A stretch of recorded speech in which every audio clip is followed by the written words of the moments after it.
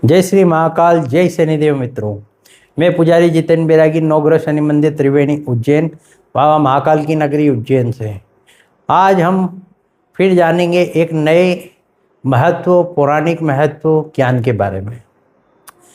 आप सबने सुना होगा या जिन लोगों ने सुना नहीं होगा, अधिक मास जो होता है वह हर 3 वर्ष के बीच में एक माह के रूप में आता है। कहा जाता है कि हर 3 वर्ष के अंदर अधिक मास होता है। इसका जो निर्माण किया गया वह 3 वर्ष के अंदर चंद्रमा और सूर्य वर्ष का आपस में संतुलन बनाने के लिए अधिक मास का निर्माण किया गया। इसका पौराणिक महत्व या ग्रंथ कहानियाँ यदि हम कही जाए कि एक समय जब ऋषि मुनि द्वारा वर्ष तथा महीनों का निर्माण किया जा रहा था, तो उसमें जब चंद्रमास और सूर्य वर्ष के संतुलन के लिए एक नया माह का निर्माण हुआ, जिसे अधिक मास मल मास के रूप में निर्माण किया गया। लेकिन कोई भी देवता उसे अपनाने को तैयार नहीं था। जैसे कहा जाता है ना, हर मास का एक अपना देवता है। श्रावण मास में शिव जी की पूजा होती है, कार्तिक मास में विष्णु जी की पूजा होती है। वैसे ही हर मास का अपना एक अलग महत्व है। वैसे ही अधिक मास के लिए कोई भी देवता उसको अपनाने को तैयार नहीं था। तो उस समय अधिक मास काफ़ी दुखी हुआ और दुखी होने के पश्चात भगवान विष्णु के पास में जाके विलाप करने लगा। जब प्रलाप करने लगा तो उसको देखते हुए भगवान विष्णु उसके सांत्वना देते हुए कहते हैं कि हे अधिक मास, आप परेशान मत होइए, आपको हम अपनाते हैं और हमारा अति उत्तम नाम पुरुषोत्तम नारायण के रूप में पुरुषोत्तम नाम हम आपको प्रदान करते हैं। इसलिए अधिक मास का नाम पुरुषोत्तम मास कहा गया।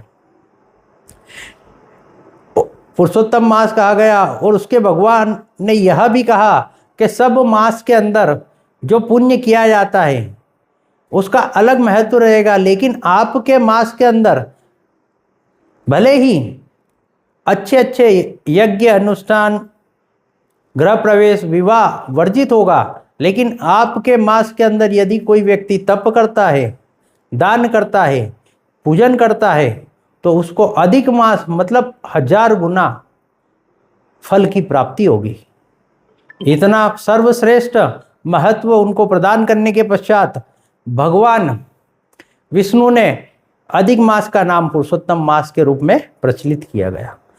एक पौराणिक कथा यह रही जिसके अंदर भगवान विष्णु द्वारा अधिक मास को अपना स्वयं का नाम पुरुषोत्तम मास दिया गया।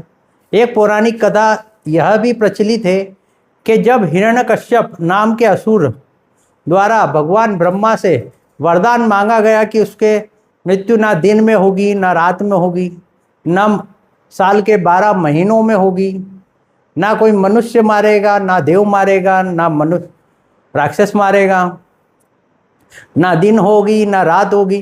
जब ऐसा वरदान उसके द्वारा भगवान ब्रह्मा से मांगा गया, उसके पश्चात जब उसका ज़्यादा अत्याचार इस पृथ्वी लोक पे बढ़ा, तो भगवान विष्णु ने 12 माह के अंदर अपना अवतार ना लेते हुए इसी अधिक मास के अंदर भगवान विष्णु ने नरसिंह अवतार लिया था। इसी अधिक मास के अंदर भगवान विष्णु ने नरसिंह अवतार लिया था। इसलिए भगवान विष्णु का विशेष वार और नरसिंह अवतार का जन्म का वार भी अधिक मास माना जाता है। यह एक पौराणिक कथा कही जाती है। इस अनुसार अधिक मास का विशेष महत्व कहा गया है। पौराणिक महत्व तो आपको पता लग गया, लेकिन इस पौराणिक महत्व के अनुसार इस अधिक मास में क्या करना चाहिए और क्या ना करना चाहिए, हम उसके बारे में जानेंगे। इसमें क्या करना चाहिए, इस अधिक मास के अंदर यदि हम भगवान विष्णु की विशेष आराधना करते हैं या भगवान विष्णु के जो 9 स्वरूप है, 9 नारायण, उनकी पूजा करते हैं, उनके निमित्त दान करते हैं, तो भगवान विष्णु बहुत प्रसन्न होते हैं।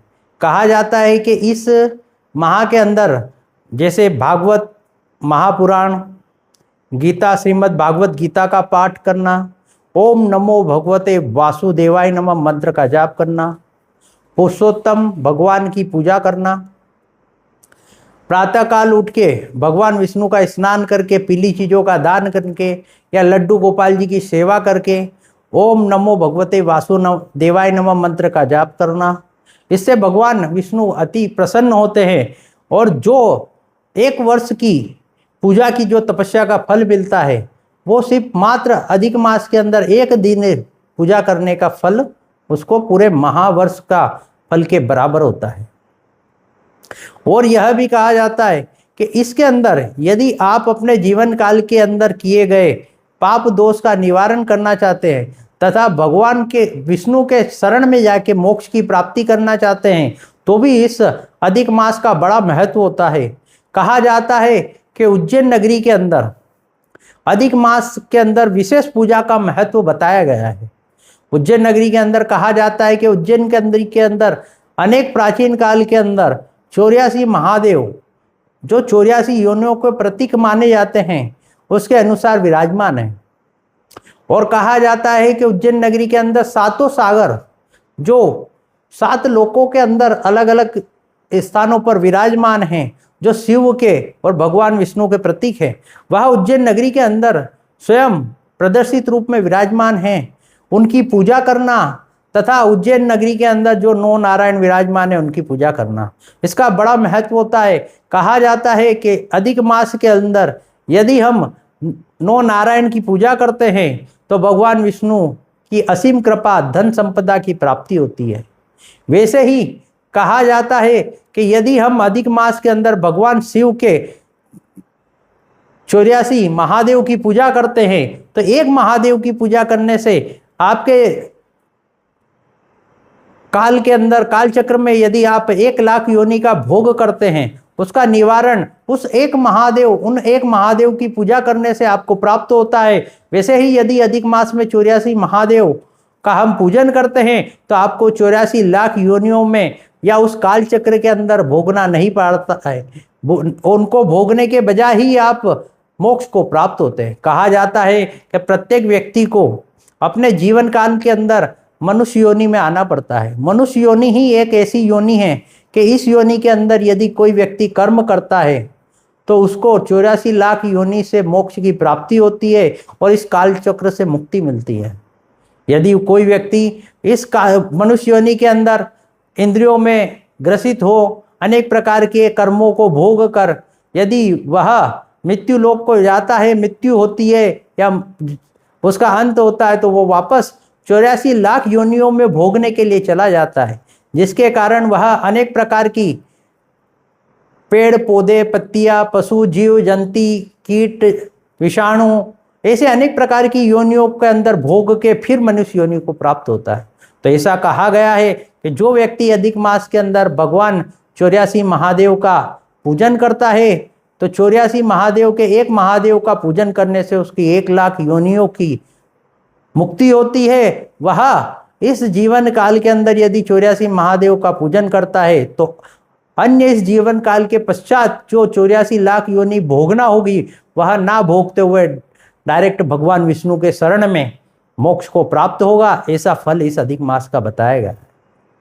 यह भी बताया गया है कि जो व्यक्ति घर पे बैठकर वेद का पाठ करता है या इस अधिक मास के अंदर अनेक भगवान विष्णु पुराण का पाठ करता है, शिव पुराण का पाठ करता है तो भी उसको अनेक प्रकार के ज्ञान की तथा धन की प्राप्ति होती है।